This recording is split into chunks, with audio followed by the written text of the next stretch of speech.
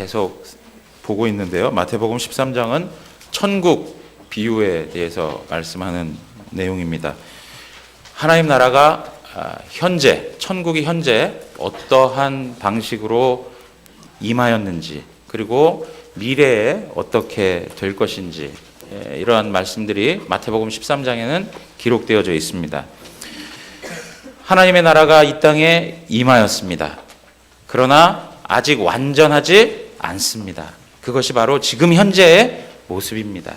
그래서 지난 주에도 말씀드렸던 것처럼 마치 하나님 나라는 겨자씨 한 알처럼 아주 미미하게 이 땅에 임하였다라고 말씀을 드렸습니다. 그래서 많은 세상 사람들이 주목하지 않습니다. 관심을 갖지 않습니다.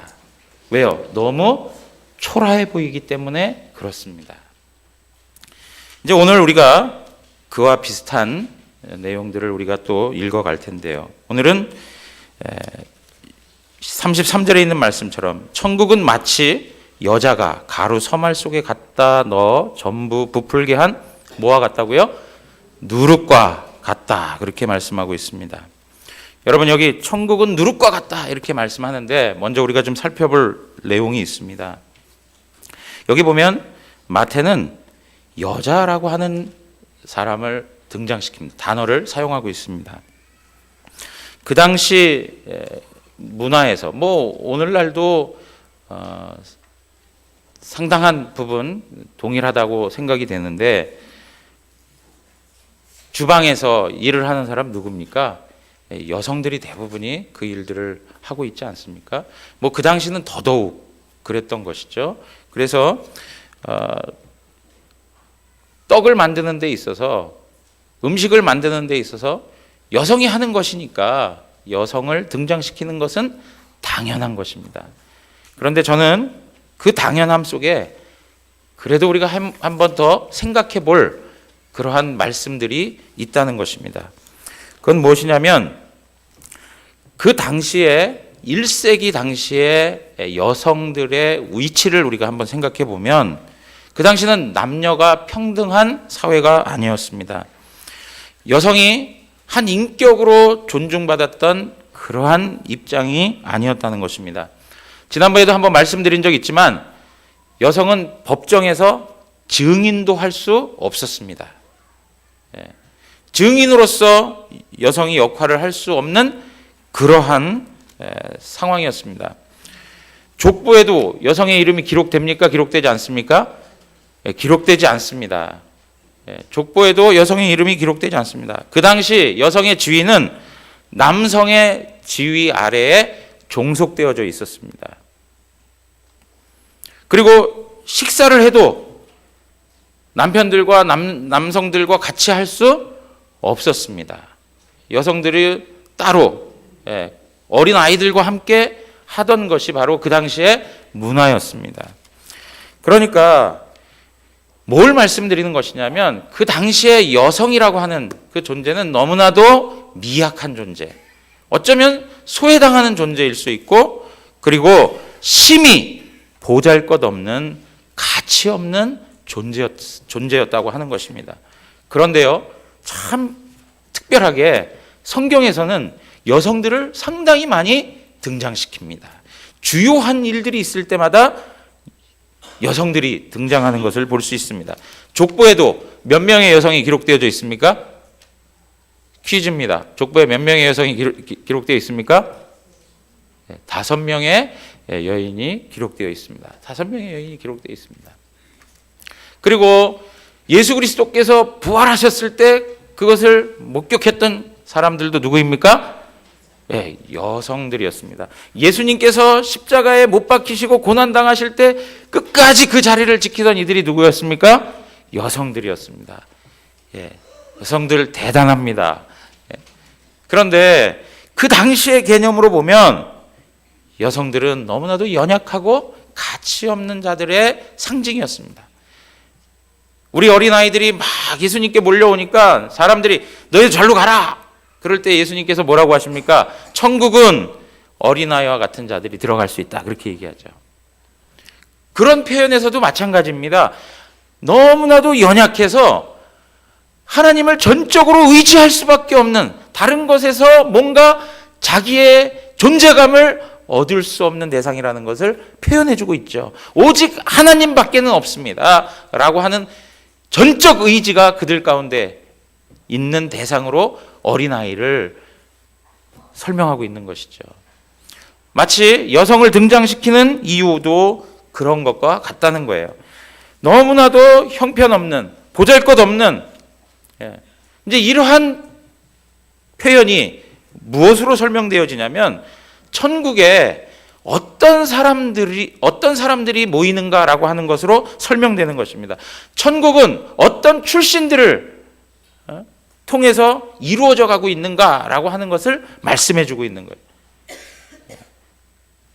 여러분, 여기에 오늘 그 단어가 무엇이냐면 여자 혹은 누룩이라고 하는 표현으로 설명되는 것입니다. 누룩. 여러분, 성경에서 누룩은 긍정적인 표현으로 많이 쓰였을까요? 부정적인 표현으로 많이 쓰였을까요? 그거 어떻게 하십니까? 성경을 잘 보셨습니다. 그죠? 성경에서는 누룩 그러면 대부분이 부정적인 측면으로 설명합니다. 자, 출애굽기 12장 15절 말씀 보면 너희는 이레 동안 무교병을 먹을지니 그 첫날에 누룩을 너희 집에서 제하라. 누룩이 파지티브하고 긍정적인 거면 제거할 이유가 있습니까? 없습니까? 없습니다. 누룩을 제하라는 거예요. 무릇 첫날부터 일곱째 날까지 유교병을 먹는 자는 이스라엘에서 끊어지리라 그래요. 누룩 있는 떡을 먹는 자는 끊어지겠다라고 하는 것입니다. 출애굽기 13장 7절에서 보면 이레 동안에는 무교병을 먹고 유교병을 내게 보이지 아니하게 하며 내 땅에서 누룩을 내게 보이지 아니하게 하라 그래요. 내 땅에서 누룩이 없어야 된다 그렇게 얘기합니다. 누룩은 악을 상징해 주고 있습니다. 굉장히 부정적인 내용을 뜻하고 있는 것입니다. 여러분, 이게 구약 성경에 뭐 여러 군데 더 있습니다. 그 제가 나눠드린 설교 요약 우리 구역공과 교환을 보시면 거기에 성경을 다 이렇게 언급해 놨는데 그 내용들 한번 다 보시면 전부 뭐예요? 부정적인 측면에서 누룩이 사용된 용법들을 언급해 주었습니다. 마태복음 16장 6절에서 12절에 있는 말씀도 보면 6절 말씀 보면 우리 다 같이 한번 읽어보겠습니다. 6절입니다. 예수께서 이르시되 삼가 바리새인과 사두개인들의 누룩을 주의하라 하시니, 바리새인과 사두개인들의 뭐요? 누룩. 바리새인, 사두개인, 우리 예수님께서 좋게 평가할 만한 사람들입니까? 그렇지 않습니다. 부정적인 사람들입니다. 하나님 나라에 들어갈 수 없을 만큼 그렇게 완악한 백성들을 말하고 있습니다. 11절에 가서 보십시오. 어찌 내 말한 것이 떡에 관함이 아닌 줄 깨닫지 못하느냐? 오직 바리새인과 사두개인들의 누룩을 주의하라 하시니. 12절 다 같이 읽겠습니다. 그제서야 제자들이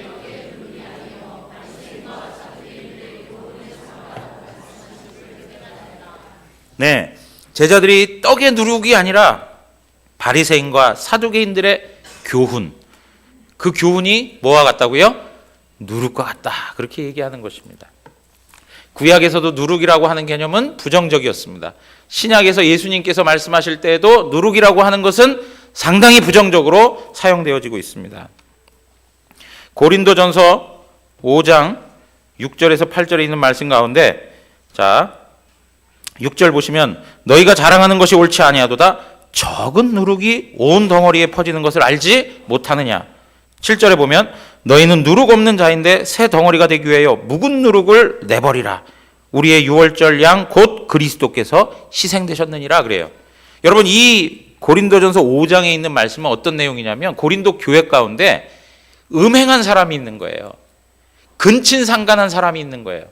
교회 가운데 그렇게 부정한 사람이 있는데 그것을 그대로 방치해두고 교회가 오히려 그것에 영향을 받고 있는 거예요. 그러니까 사도 바울이 뭐라고 그러냐면 묵은 누룩을 내버려라 그렇게 얘기해요. 묵은 누룩을 내버려라. 교회의 거룩함과 순결함을 위해서 묵은 누룩을 내버려라 그렇게 얘기하는 거예요. 발음도 안 되고요. 이러한 모습 가운데 너희들은 누룩 없는 자다라고 이야기합니다. 여기서도 누룩이 무엇으로 사용됩니까? 악으로 설명되고 있습니다. 악으로. 갈라디아서 5장 9절에 보면 적은 누룩이 온 덩이에 퍼지느니라 그랬습니다. 적은 것이 온 덩이에 퍼지게 된다. 그렇게 그 당시에 거짓 교훈과 가르침에 대해서 누룩이라고 사도 바울은 표현해 주고 있습니다. 자, 여러분, 오늘 우리가 대하고 있는 마태복음 13장 33절에 있는 이 누룩의 의미도 사실은 그 전에 계속 성경에서 말하고 있는 것처럼 역시 부정적 요소를 담고 있었던 그런 누룩인 것입니다. 그 누룩이 이제 무슨 누룩이 된 거예요? 새 누룩이 된 거예요. 새 누룩. 그러니까 천국을 이루는, 하나님의 나라를 이루는 그 주인공들, 그 백성들이 과연 누구인가? 그들은 도대체 어떤 존재였는가를 우리에게 설명해 주고 있는 거예요. 세상에서 지극히 미약하고 보잘것없고 가치 없는 그런 사람들, 마치 그 당시에 여성과 같은 그런 위치에 있었던 그런 아주 미미한 존재들, 사회적으로 소외되고 영향력 없는 그러한 존재들이 하나님 나라를 이루는 하나님의 사람들인 거예요. 여기서 이야기하고 있는 것처럼 죄로 인한 아픔과 상처와 고통을 경험하고 있는 이 죄인들, 죄 때문에 세상 앞에서 받아들여질 수 없고 세상 사람들이 볼 때 암적인 존재같이 보였던 그 죄인들을 하나님께서 부르셔서 하나님의 나라를 이루어가고 있는 거죠. 여러분, 마태복음 9장으로 가서 한번 보시면 예수께서 그곳을 떠나 지나가시다가 마태라 하는 사람이 세관에 앉아 있는 것을 보시고 이르시되 나를 따르라 하시니 일어나 따르니라 그랬습니다. 마태의 직업은 뭡니까? 세리인 걸 어떻게 하십니까? 예? 세관에 앉아 있는 예, 모습을 본 것이죠. 세관에 앉아 있다. 예. 그걸 어떻게 하십니까? 말씀에 있습니다. 예. 여러분 보세요. 마태는 죄인이었습니다. 세리였습니다. 그 당시에 많은 사람들이 보았을 때 세리는 굉장히 부정한 사람이었습니다. 거짓된 사람이고 정직하지 않게 부를 축적했던 그런 사람들인 것이죠. 10절에 가서 보니까 예수께서 마태의 집에 앉아 음식을 잡수실 때 많은 세리와 죄인들이 와서 예수와 그의 제자들과 함께 앉았더니 그래요. 여러분, 세리의 집에서 음식을 잡수시는 겁니다. 근데 어떤 사람들하고 음식을 드십니까? 세리와 많은 죄인들입니다. 많은 죄인들. 예수님께서 함께 했던 사람들이 어떤 사람이냐? 세상 사람들로부터 비난을 받고 있었던 죄인들이에요. 죄인들. 그러니까 바리새인들이 보고 예수님에게, 제자에게 이야기하는 겁니다. 너희 선생은 어떻게 된 게 매일 세리와 죄인들과 함께 이렇게 잡숫고 그들과 함께 더불어 다니느냐? 그 이야기를 예수님께서 들으신 겁니다. 예수님의 귀는 밝습니다. 예. 여러분, 그런 소리만 들으실까요? 우리 예수님이 우리가 하는 이야기 다 들으십니다. 예. 우리 예수님이 그 이야기를 듣습니다. 듣고 뭐라고 얘기하시냐면 12절에 보니까 건강한 자에게는 의사가 쓸데없고 병든 자에게라야 쓸데 있느니라 그래요. 의사가 필요한 사람은 병든 사람이라는 거예요. 건강한 사람은 의사가 필요 없다는 거예요. 병든 사람, 뭐 때문에 병들었습니까? 죄 때문에 병든 사람. 죄 때문에 영적 외로움과 고독과 아픔을 경험하고 살아가는 영혼들. 죄 때문에 상처받아서 건강한 자아상을 갖지 못하고 삐뚤어지고 왜곡된 심성을 가지고 살아가는 영혼들. 그러한 영혼들에게 예수 그리스도가 의사로서 필요하다는 것입니다. 그러면서 우리 주님이 이렇게 말씀하십니다. 13절 다 같이 한번 읽겠습니다. 너희는 가서 내가 긍휼을 원하고 제사를 원하지 아니하노라 하신 뜻이 무엇인지 배우라. 나는 의인을 부르러 온 것이 아니요 죄인을 부르러 왔노라 하시니라. 여러분, 우리 주 예수님께서는 의인을 부르러 온 것이 아닙니다. 우리 주 예수 그리스도께서는 죄인을 부르러 오신 거예요. 죄인. 여러분, 그래서 여기 교회, 여기 앉아 계신 모든 분들, 저를 비롯하여 모든 사람은 전부 그 출신이 뭐예요? 죄인이에요. 죄인. 세상에서 가장 잘하는 게 뭐예요? 네? 죄 짓는 거예요. 죄 짓는 거. 이렇게 자꾸 인정하고 싶지 않지만 인정하셔야 돼요. 예? 가르쳐주지 않아도 죄 짓는 것. 잠자면서도 죄 짓는 것. 밥 먹고 뭐해요? 죄 짓고. 예. 그런 연약한 존재인 거예요. 그런 연약한 존재들을 하나님께서 하나님의 아들을 통해서 불러주신 것이죠. 여러분, 환영받지 못하는 사람들, 죄인이 어떻게 사람들로부터 환영을 받을 수 있겠습니까? 손가락질 당하고 비난받던 그런 죄인들, 온전함이라고는 조금도 찾아볼 수 없고 세상 사람들로부터 비난과 욕설을 인하여서 오히려 영혼의 가난함을 가지고 애통할 수밖에 없는 그 영혼들을 우리 주님께서 부르신 것입니다. 여러분, 마태가 세리라고 했는데 그 세리장이 있었습니다. 누구입니까? 삭개오. 누가복음 19장 7절에 보면 무사람이 보고 수군거려 이르되 저가 죄인의 집에 유하러 들어갔도다, 그렇게 얘기해요. 많은 사람들이 예수님께서 삭개오의 집에 들어가시니까 수근수근 거리면서 저가 죄인의 집에 들어갔다, 그렇게 얘기해요. 여러분, 예수님께서 찾아 나서신 사람들은 바로 이런 사람. 세상 사람들이 수근수근거려. 야, 저 어떻게 저 인간 말종, 인간 쓰레기 같은 저 사람을 어떻게 예수님이 찾아 들어가는가? 우리가 잘 알고 있는 여인이 또 있습니다. 요한복음 8장에 보면 음행하던 중에 잡힌 여인이 나타납니다. 가늠하다 현장에서 잡혔다고 합니다. 그래서 율법에 의하면 여자를 돌로 치라 명하였는데 선생이요, 어떻게 합니까? 라고 묻습니다. 그럴 때 예수님께서 뭐라고 그러죠? 죄 없는 자가 돌로 먼저 쳐라 그래요. 그랬더니 사람들이 다 돌을 버리고 떠나는 것입니다. 10절 가서 보면 우리 다 같이 읽겠습니다. 예수께서 일어나사 여자 외에 아무도 없는 것을 보시고 이르시되 여자여, 너를 고발하던 그들이 어디 있느냐? 너를 정죄한 자가 없느냐? 11절입니다. 대답하되 주여 없나이다. 예수께서 이르시되 나도 너를 정죄하지 아니하노니 가서 다시는 죄를 범하지 말라 하시니라. 아멘. 여러분, 제가 지금까지 언급한 이 모든 사람들, 이 사람들이 우리와 관계없는 사람일까요? 우리는 이 사람들과 다른 사람으로 하나님 앞에 나왔을까요? 우리 또한 이 사람들이 겪었던 마음의 고통과 삶의 무게를 느꼈던 사람들입니다. 주님께서는 이러한 죄인들에게 찾아오셨습니다.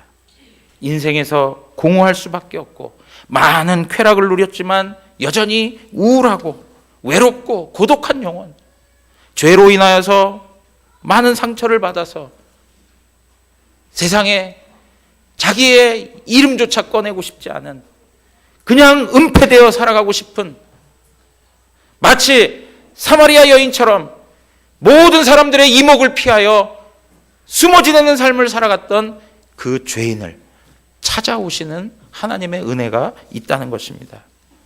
사랑하는 성도 여러분, 우리가 분명하게 알아야 할 것은 예수 그리스도께서 우리를 위하여 죽으심으로 말미암아 우리는 사망에서 생명으로 옮겨졌습니다.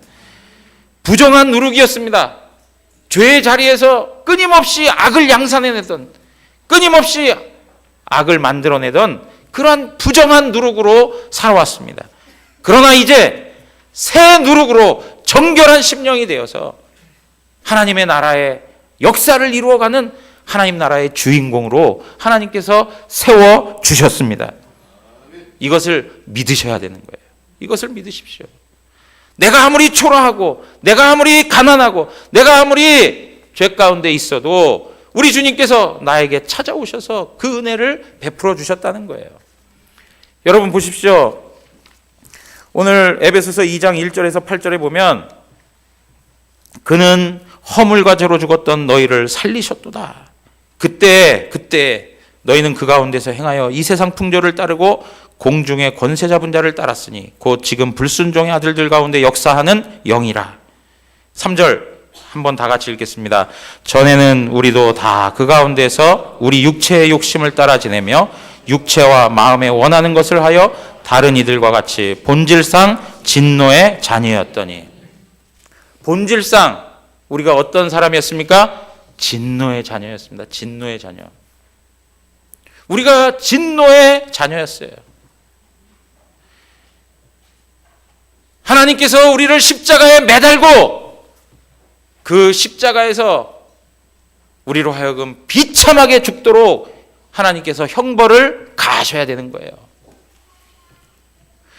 여러분, 우리는 하나님을 떠나서 하나님을 마음에 두지 아니하고 끊임없이 세상을 향하여, 세상의 쾌락을 향하여, 세상의 유혹에 빠져서 하나님을 알지 못하고 어느 한 시간이 되었을 때 남들이 들어가는 것처럼 관 속에 들어가 영원한 하나님의 심판을 받을 수밖에 없는 그런 영혼이에요. 좀 전에도 우리 백희숙 집사님이 동생 하나님께서 받아주심을 감사합니다 하고 예물을 드렸는데요. 입관할 때 장례 예배를 인도하면서 그 비어있는 관을 보게 된 거예요. 아직 이렇게 입관을 하지 않은 상태였기 때문에 그런 생각이 드는 것이죠. 그 비어있는 관에 끊임없이 줄을 서서 한 명씩 들어가고 있는 거예요. 우리 청년들, 우리 학생들 기억해야 돼요. 지금도 비어있는 그 관에 내가 누워있을 그날이 있다는 거예요. 그리고 우리의 영혼은 하나님의 영원한 심판을 받고 하나님의 지옥 심판 가운데 영원한 고통 가운데 비명을 지르며 엄청난 죽음의 맛을 경험하게 될 것이에요. 그러한 인간, 하나님의 진노를 면할 수 없는 그러한 상태의 인간, 그 인간에게 하나님께서 모든 형벌을 쏟아붓지 아니하시고 예수 그리스도를 그 옆에 십자가에 세우시고 나는 그대로 둔 채 예수 그리스도에게 모든 하나님의 채찍과 하나님의 심판과 하나님의 창과 하나님의 모든 진노의 방망이를 거기다 다 쏟아부으시는 거예요. 하나님께서 그러한 은혜를 우리에게 허락해 주신 것이죠. 나는 그 심판을 당할 수밖에 없는 그런 비참한 인간이라고 생각하고 그 사이에 섰는데 우리 주 예수 그리스도를 그 가운데 세우시고 나에게 향하는 모든 하나님의 진노를 예수 그리스도에게 부어 주시는 것입니다. 사랑하는 성도 여러분, 사도 바울은 이것을 충분히 깨달았고 이것을 모든 성도들에게 선언하고 있는 것입니다. 우리가 본질상 진노의 자녀였다. 4절 보십시오. 4절부터 읽어갑니다. 국률이 풍성하신 하나님이 우리를 사랑하신 그 큰 사랑을 인하여 허물로 죽은 우리를 그리스도와 함께 살리셨고 너희는 은혜로 구원을 받은 것이라. 또 함께 일으키사 그리스도 예수 안에서 함께 하늘에 앉히시니. 그리스도 예수 안에서 우리를 살리시고 우리를 예수와 함께 하늘에 앉히셨다라고 말씀하고 있습니다. 하늘에 앉히셨다. 여러분, 우리가 무슨 자격이 있어서 예수 그리스도와 함께 십자가의 은혜 속에 그 하늘의 복을 누리도록 하나님께서 우리에게 은혜를 베푸시느냐 이거예요. 무슨 자격이 있어서, 무슨 조건이 있어서, 그죠?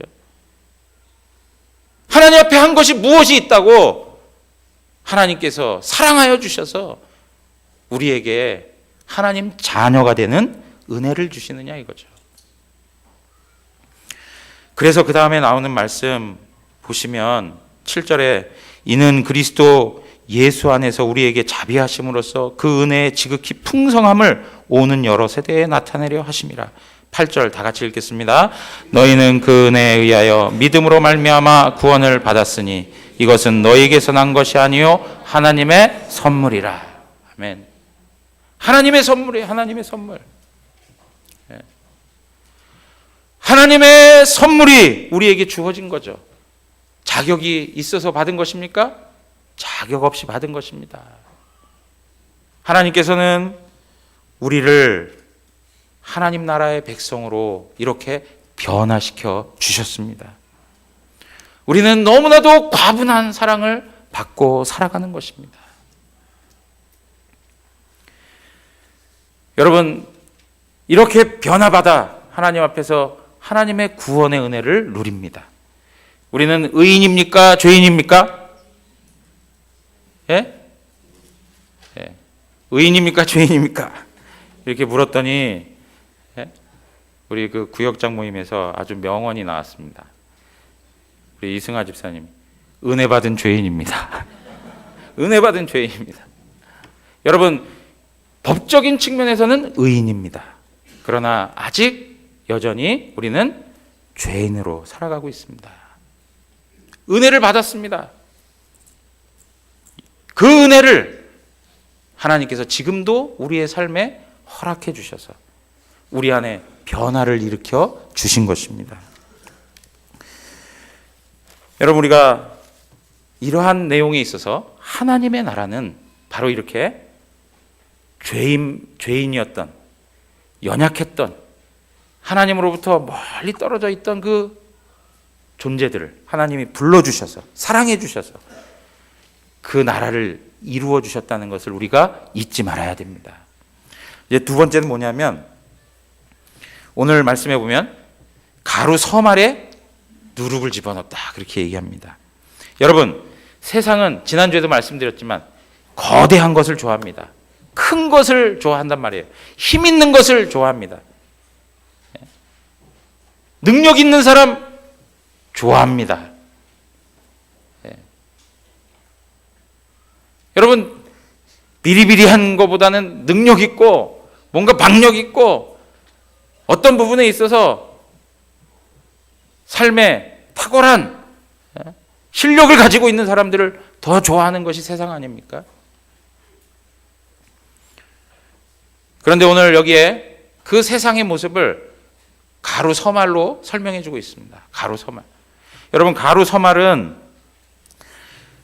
창세기 18장에 보면 아브라함이 여호와의 사자를 만나게 되는데 여호와의 사자에게 음식을 대접하는 그런 일들이 나오는데요. 거기에 아브라함이 사라를 부릅니다. 그때부터 그 아브라함도 여인에게, 본인이 직접 만들어도 될 것 같은데 여인에게, 그 사라에게 떡가루 세스아를 가지고 떡반죽을 해주십시오 라고 이야기합니다. 여기서 세스아라고 하는데 그것이 바로 서말과 같은 정도의 양인 것입니다. 우리가 성경에 보면 에바라고 하는 단어가 나오는데 에바, 한 에바, 가루 서말이 한 에바하고 같은 것입니다. 대략 뭐 여러 가지 아직도 그게 오래된 그런 역사를 가지고 있기 때문에 정확하게 말씀드리기는 어려울 수 있겠지만 어떤 분들은 한 23리터 정도의 양이 된다라고 이야기합니다. 그것을 이제 사람 수로 이렇게 대략 환원해서 이야기하면 한 150명 정도가 먹을 수 있는 양이라 이렇게 이야기합니다. 그러니까 상당히 많은 양인 거죠. 그러니까 아브라함이 여호와의 사자를 대접한 것 그 자체가 얼마나 극진히 대접했는지를 거기에서 보여주고 있어요. 그런데 여러분, 여기에 가루 서말이라고 하는 것에 비해서 누룩은 너무나 작은 것입니다. 너무 작은 거예요. 우리가 이 차이를 비교해야 되는 거예요. 지난주에도 우리가 살펴본 것처럼 겨자씨 한 알과 다 자라서 거목이 된 것을 비교하는 것처럼 가루, 서말, 그 엄청난 양, 이거 세상을 대변해 주는 거예요. 세상은 거대한 것들을 좋아하고 세상의 죄는 더욱더 강력하게 나타나기도 하고 또 커지기도 하는 거예요. 그러한 곳 가운데 작은 누룩이 들어갔다는 거예요. 작은 누룩이 들어갔다. 여러분, 우리가 세상이 항상 크고 힘이 센 것만 추구하는 가치관을 가지고 있다 보니까 우리 안에도 계속 그러한 일들이 중요하다고 생각해요. 우리가 하나님 섬기면서도 끊임없이 세상적 가치관을 가지고 하나님을 섬기려고 해요. 그러니까 어떻게 합니까? 우리도 세상과 맞서기 위해서 큰 것을 추구해야 된다고 생각해요. 그러나 중요한 것은 무엇이냐? 두세 사람이 내 이름으로 모인 곳에 나도 그들 중에 있느니라, 이렇게 말씀하셨어요. 두세 사람이 내 이름으로 모인 곳에 나도 그들 중에 있느니라. 여러분, 이 세상은 점점 더 악으로 거대해져 가고 있습니다. 마치 거인을 대하는 것처럼, 골리앗을 대하는 것처럼 우리의 힘으로는 누를 수 없을 정도의 강력한 힘과 크기를 가지고 다가옵니다. 우리가 염려하는 죄악의 양상들이 심해지면 심해지지 줄어들지 않습니다. 낙태하는 일들, 성적으로 타락한 일들, 더 나아가서 동성연애를 하고 수간을 하고 하는 그런 문제들이 더더욱 거세게 일어나는 세상이 될 것입니다. 왜요? 이미 다른 나라들이 그것들을 경험해 왔습니다. 모든 인간들은 똑같습니다. 다르지 않습니다. 이러한 거대한 세상, 점점 세상은 하나님을 마음에 두기 싫어합니다. 종교성이 없어집니다. 무슨 종교? 불교든지 이슬람이든지 아니면 유교든지 어느 곳에 마음을 두고 그 가운데에서 하늘의 것을 추구한다든가 좀 높은 정신의 세계를 탐구하는 그러한 생각들이 없어요. 현세적이에요. 물질적이에요. 이 땅에서 쾌락만 누리고 살아가면 된다고 생각해요. 살아가면서 내 마음의 즐거움만 맛보고 살아가면 된다고 생각하며 사는 거예요. 관심이 없습니다.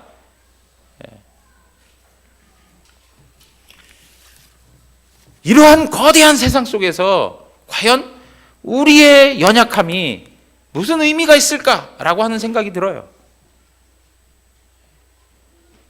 진정으로 하나님 앞에 하나님의 말씀을 부여잡고 주 예수의 이름으로 모여서 하나님 앞에 기도하고 은혜를 구하는 것이 무슨 신발이 있을까?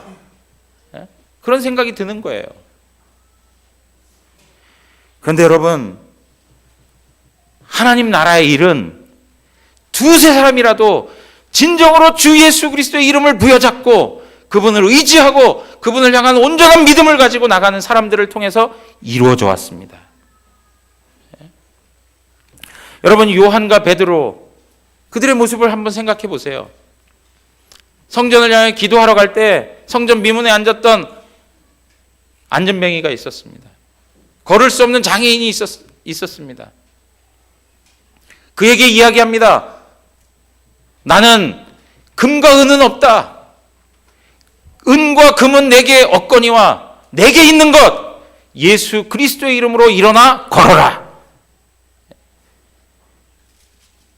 세상적 물질의 힘이 없습니다.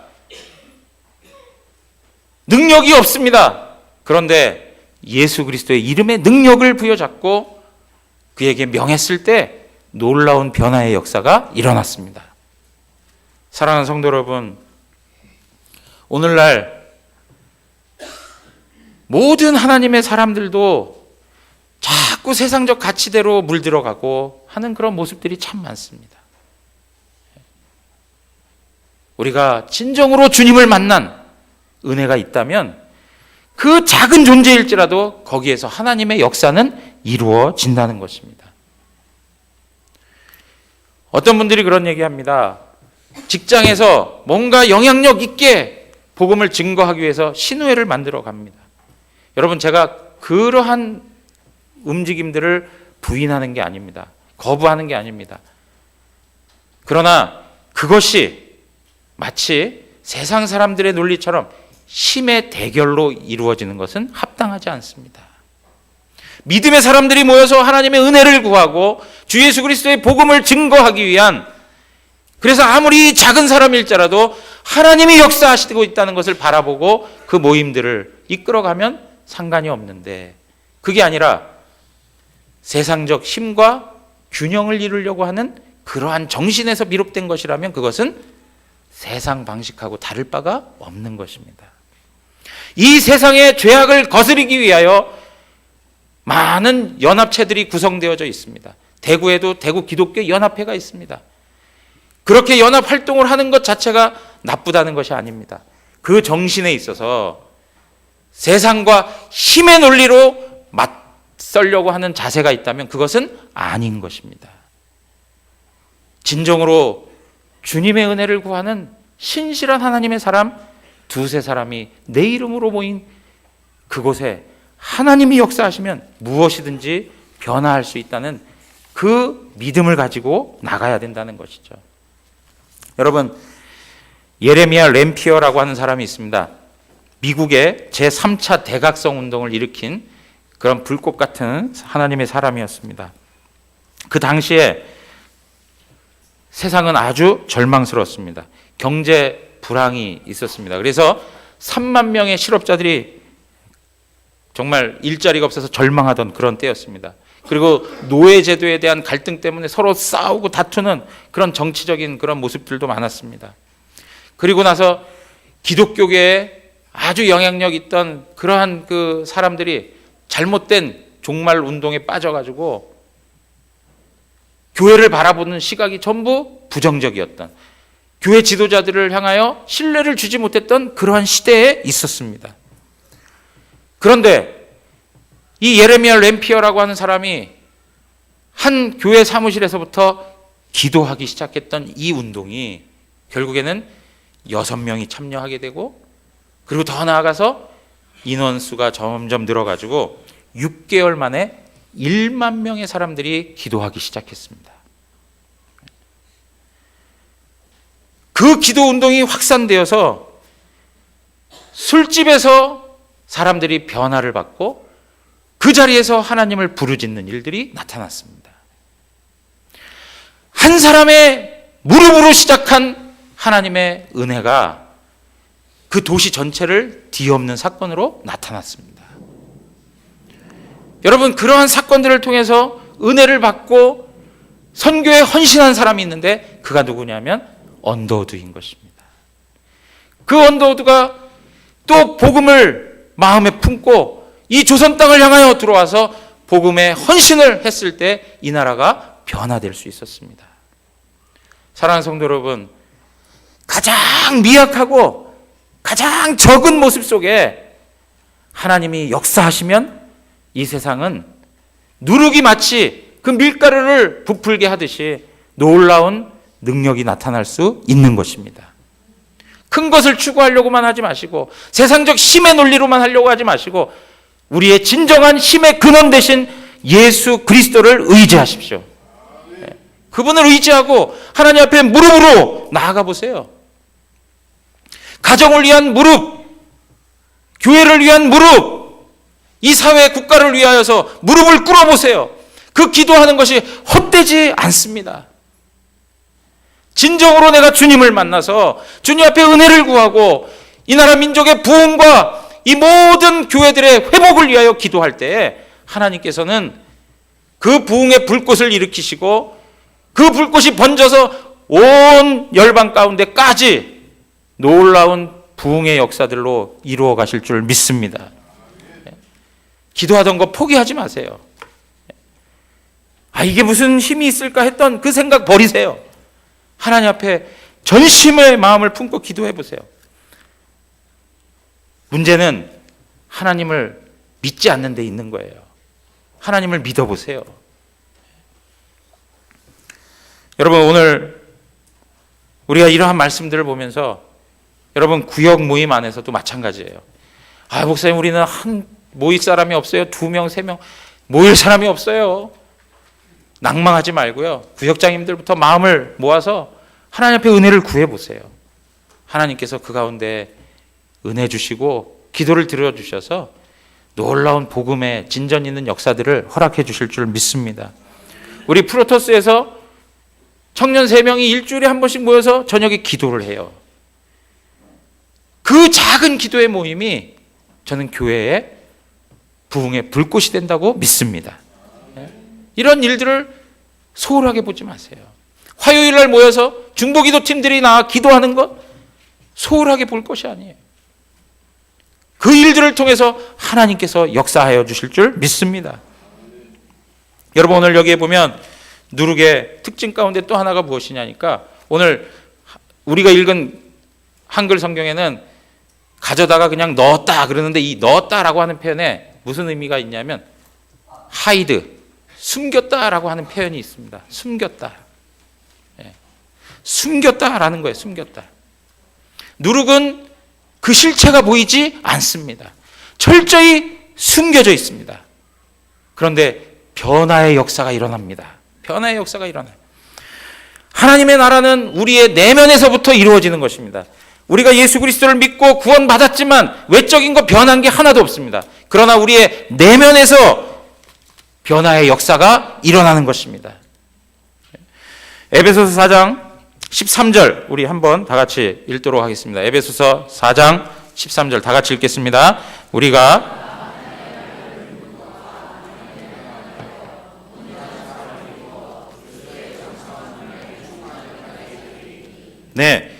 하나님께서 우리를 구원하여 주시고 우리로 하여금 온전한 사람을 만들어 주신다. 어디까지요? 그리스도의 장성한 분량에 이르기까지, 그리스도에게까지 자라가도록 우리를 변화시켜 주세요. 그래서 15절 보니까 오직 사랑 안에서 참된 것을 하도록 우리를 끌어주신다는 거예요. 여러분, 세상은 외적인 것을 추구합니다. 외형의 모습만을 바라보고 살아갑니다. 그러나 하나님의 나라는 우리의 마음에서부터 일어납니다. 우리의 생각의 변화에서부터 일어납니다. 하나님께서 그 일들을 우리 가운데 행하고 계시다는 거예요. 여러분, 우리가 예수 그리스도를 믿고 나서 변화된 인격들이 있습니다. 예수 그리스도를 믿고 나서 우리의 내면에 새로운 일들이 생겨나기 시작합니다.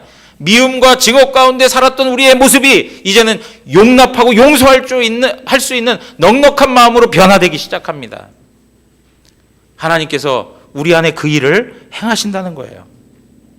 여러분, 예수님께서 이 세상을 이기신 방법이 무엇입니까? 철저히 죽으시는 것입니다. 철저히 죽으시는 거예요. 자기 자신이 없어지는 거예요. 세상적으로 사라져버리는 거예요. 그런데 거기에 능력이 일어난다는 거예요. 어떤 분이 그런 얘기해요. 목사님, 맨날 죽으라고 합니까? 예? 맨날 죽으라고 합니까? 그랬더니 우리 구역장 모임에서 한 분이 죽지 않으니까 예? 계속 죽으라 찔러도 우리 같이 죽읍시다 하고 계속 찔러도 죽지 않으니까. 예? 여러분 보십시오. 우리 주님께서 이렇게 우리를 위하여 십자가에 죽으신 이유가 무엇일까요? 그것은 우리를 사랑하시기 때문에 그렇습니다. 저는 그래서 세 번째로 무엇을 말씀드리고 싶으냐면, 우리의 내적인 변화의 열매는 바로 사랑이라는 거예요. 사랑. 우리의 내적인 변화의 열매는 사랑으로 나타나야 돼요. 우리가 인격적으로 성숙해지고 예수 그리스도의 형상으로 이루어져 갈 때 우리 가운데 나타나야 되는 내용은 바로 사랑이라는 거예요. 그래서 에베소서의 말씀에서 뭐라고요? 사랑으로. 예. 사랑으로 참된 것을 하여 그에게까지 자라간다. 그렇게 얘기하고 있습니다. 고린도전서 13장 4절에서 7절 우리 한번 읽고 말씀 마치도록 하겠습니다. 사랑은 오래 참고, 사랑은 온유하며, 시기하지 아니하며, 사랑은 자랑하지 아니하며, 교만하지 아니하며, 무례히 행하지 아니하며, 자기의 유익을 구하지 아니하며, 성내지 아니하며, 악한 것을 생각지 아니하며, 불의를 기뻐하지 아니하며, 진리와 함께 기뻐하고, 모든 것을 참으며, 모든 것을 믿으며, 모든 것을 바라며, 모든 것을 견디느니라. 여러분, 예수 그리스도를 만나셨습니까? 그러면 인격적인 변화가 내면에서 일어나는데 그것이 사랑으로 나타나게 되어 있습니다. 우리가 진정으로 하나님의 은혜 가운데 변화의 역사를 경험하고 있다면 우리의 삶에 인격적인 사랑을 실천하게 되어 있습니다. 오늘 우리가 그러한 내용들을 다시 한번 생각하시면서 성령이 하나 되게 하신 것을 힘써 지키라. 그 일을 위해서 우리에게 필요한 것이 있다면 하나님 앞에 철저히 사랑을 덧입는 것입니다. 그리고 사랑을 실천하는 것입니다. 이러한 모습을 가지고 하나님 앞에 살아갈 때 때로는 우리가 너무나도 초라하고 연약하고 부족한 모습 때문에 지칠 때도 있습니다. 그러나 그럴 때 우리가 놓치지 말아야 될 것이 있는데 죄송합니다. 한 가지 말씀만 더 보고 마치겠습니다. 고린도 후서 12장입니다. 고린도 후서 12장 찾아야 됩니다.